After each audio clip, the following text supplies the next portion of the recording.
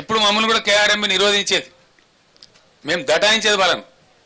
మాకంటే ఆంధ్ర ఎక్కువ తీసుకున్నది పోయిన 2-3 సంవత్సరాలలో. మా క్యారీ ఫార్వర్డ్ ఇవ్వాలి, మాకు రైట్ ఉన్నదని చెప్పి వాళ్ళు ఆపిన తూములు లేపి 4 తళ్ళు 3 తళ్ళు ఇచ్చినాం.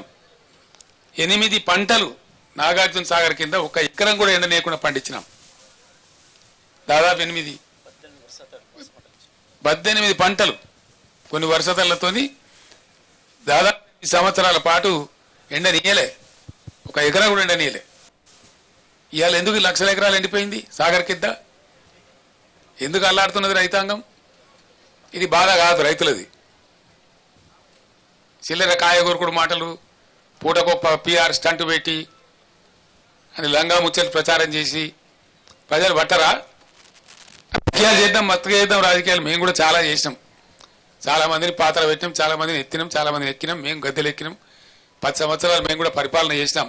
అదంతా పెద్ద గొప్ప విషయం కాదు. అధికారం వస్తూ ఉంటుంది, పోతూ ఉంటుంది, nothing great about it.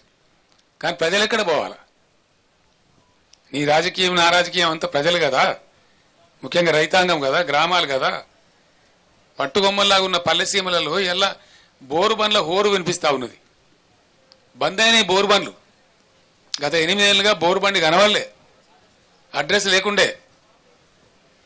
Current winding మోటార్లు మళ్ళీ అద్భుతంగా రోజుకు 20-30 మోటార్లు వైండింగ్ చేస్తూ ఉన్నాయి. అవి కనబడలే, మాయమైపోయినాయి. తెలంగాణ రాష్ట్రం నుంచి జనరేటర్లు అమ్ముకునే దుకాణాలు పారిపోయినాయి. ఇన్వర్టర్లు, కన్వర్టర్లు, స్టెబిలైజర్లు అమ్ముకునే దుకాణాలు దివాలా తీసినాయి తెలంగాణలో. మళ్ళీ ఇవాళ అవి కొనే దుస్థితి ఎందుకు వస్తూ ఉన్నది ఈ రాష్ట్రంలో? మిషన్ భగీరథ, దాన్ని పట్టించుకున్న నాథుడే లేడు. నేను ఒక 2-3 జిల్లాల ఇంజనీర్లు అడిగిన, ఏమిరా నాయన ఏంది, మీరే కదా నడిపాను, నిర్మించింది మీరే, నడిపింది మీరే, ఏమైందంటే సార్ దీంట్లో అసలు కిటుకు వేరే ఉన్నది, అడిగేవాళ్ళు లేడు. అప్పుడు మీ ఆఫీసులేమో స్మితా సబర్వాల్ గారు సెక్రటరీ గారు సపరేట్గా ఉండ్రి, దీని మీద ఎవ్రీ డే దీని మీద మానిటరింగ్ ఉంటుండే. ఎక్కడైనా కూడా ఆమె గద్దలాగా వచ్చి వాలి అందరు ఇంజనీర్లను తీసుకొచ్చి టాప్ టు బాటం కూర్చోబెట్టి సమీక్ష చేస్తూ ఉండే, బ్రహ్మాండంగా జరుగుతూ ఉండే. ఒక చిన్న పైప్ ముక్క పోతే కూడా తెల్లారి లోపల వేసేవాళ్ళు.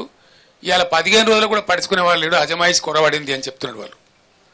రెండవది ఏం చెప్తున్నారు, మిషన్ భగీరథ నీళ్ళు కరెక్ట్గా రావాలంటే మంచి వాల్యూమ్ ఉండకంటే మంచి హై క్వాలిటీ పవర్ 23 గంటలు కనీసం ఉండాలి, నిరంతర విద్యుత్ సరఫరా ఉండాలి. ఈ ప్రభుత్వం యొక్క తెలివి తక్కువతనం వల్ల మళ్ళీ ఇలా లక్షల మూటలు కాలుతా ఉన్నాయి తెలంగాణలో. లక్షలు, వేలు కాదు. ఒక్కొక్క రైతు మూటలు 2 సార్లు 3 సార్లు కూడా కాలుతా ఉన్నాయి. ఆరాటానికి పాపం వాళ్ళు ఏం చేస్తారు? పుట్టకొచ్చిన పని చేను, ఈంతున్న చేను ఇక వండుతుందేమో, 4 గిన్నెలు వండితే బతుకుతామేమో అని చెప్పి కొత్తగా బోర్లు వేయటం, వాగులలో చెలుమలు తీయటం, వరద కాలువలలో చెలుమలు తీయటం, క్రేన్లతో పూడికలు తీయడం, మాయమైన అన్ని మళ్ళీ ప్రత్యక్షమైనాయండి 100 రోజులకే. మాయమైన ట్యాంకర్లు ప్రత్యక్షమైనవి, మాయమైన బిందెల మూత ప్రత్యక్షమైంది, మాయమైన మంచినీళ్ళ కొరత ప్రత్యక్షమైంది, మాయమైన కరెంటు కొరత ప్రత్యక్షమైంది, మాయమైనటువంటి క్రేన్లు ప్రత్యక్షమవుతున్నాయి పూడికలు తీయడానికి, మాయమైన బోరుబావులు మళ్ళీ హోరెత్తుకుంటూ తిరుగుతూ ఉన్నాయి. ఇంత రూపంలేనా? జర్ర కేసీఆర్ గల్మ దాటంగానే కట్కేసినట్టే బంద్ అవుతాయా? ఏమన్నట్టు? ఎందుకు జరుగుతున్నట్టు ఈ పరిణామాలు? నేను జోక్గా చెప్తానండి, దయచేసి ఇది సమాజం యొక్క విషయం, ప్రజల యొక్క విషయం.